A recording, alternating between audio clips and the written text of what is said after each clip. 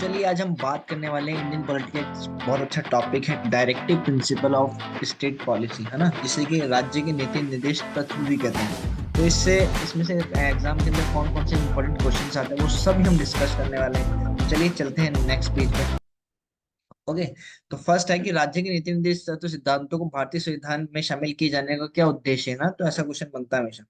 तो उसका मेन उद्देश्य क्या था? सामाजिक और आर्थिक लोकतंत्र को स्थापित करना। ठीक है। फिर हम बात करें, एक बार मैं पहन लेता हूँ, ठीक है। कल्याणकारी राज्य की संकल्पना का समावेश संविधान के किस भाग में किया गया है? तो राज्य की नीति निर्देश सिद्धांतों के भाग 4 के अंदर। ठीक है, ये क्वेश्चन में हमेशा बनता है। ठीक है। भारतीय संविधान के किसके अंतर्गत पंचायती राज प्रणाली की व्यवस्था की गई है? तो पंचायती राज प्रणाली है ना, उसकी व्यवस्था किसके अंदर? ये राज्य के नीति निर्देश सिद्धांतों के अंतर्गत।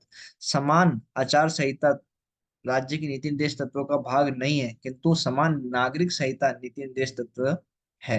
है ना।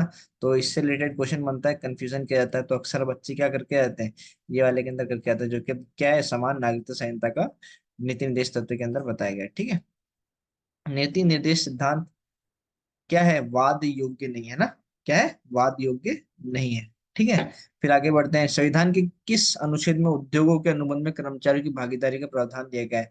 तो 43 के अंदर, मतलब 43 बोल लीजिए, 43 के अंदर इसको बताया गया है। भारत के संविधान में समान कार्य के लिए समान वेतन के अधिकार का प्रावधान कहाँ किया गया है? तो राज्य के निर्देश सिद्धांतों के अंदर। ठीक है। Directive principle of state policy के अंदर किया गया है। समान कार्य के लिए क्या मिलेगा? समान वेतन मिलेगा। बिल्कुल भेदभाव नहीं कर सकते कि मैन को ज्यादा दे रहे हैं, वुमेन्स को कम दे रहे हैं। तो ऐसा अलाउ बिल्कुल भी नहीं है। पुरुषों और स्त्रियों दोनों का समान कार्य के लिए समान वेतन राज्य के निर्देश तत्वों में निहित है।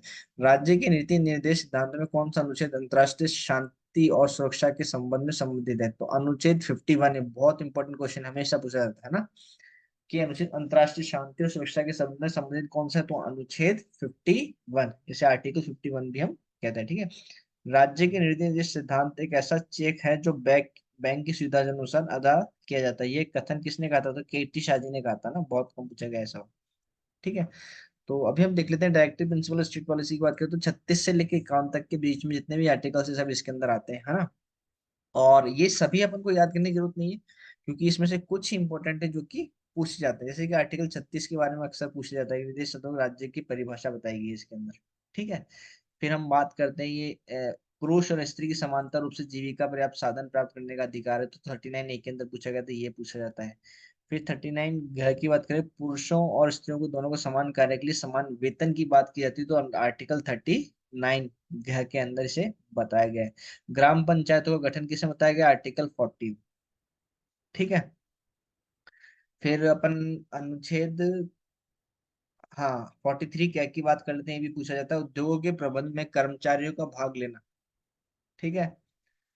फिर 43 ख भी पूछा था, सहकारी समितियों में स्वैच्छिक गठन, स्वायत्त संचालन, लोकतांत्रिक नियंत्रण और व्यावसायिक प्रबंधन को बढ़ावा देना।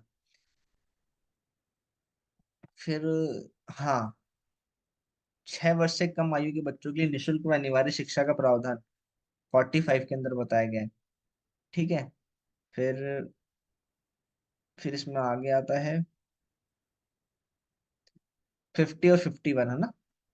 कार्यपालिका में से न्यायपालिका का पृथक्करण ना, तो अनुच्छेद 50 में, आर्टिकल 50 में बताया गया है। जबकि 51 की बात करें, अंतर्राष्ट्रीय शांति और सुरक्षा की अभिवृद्धि, है ना। तो ये कुछ 4 और 3, 7, 7 और 2, 9, ये कुछ इंपॉर्टेंट है ना, जिसमें से यही पूछा जाता है। हमें सब कुछ याद करने की जरूरत नहीं है ना। तो ये इंपॉर्टेंट है जो कि हमेशा बनते हैं। तो आई होप आपको कुछ कोई डाउट्स वगैरह रहे हो तो आप कमेंट कर सकते हैं, और ये वीडियो आपको कैसा लगा जरूर बताएं। चलिए मिलते हैं नेक्स्ट वीडियो में।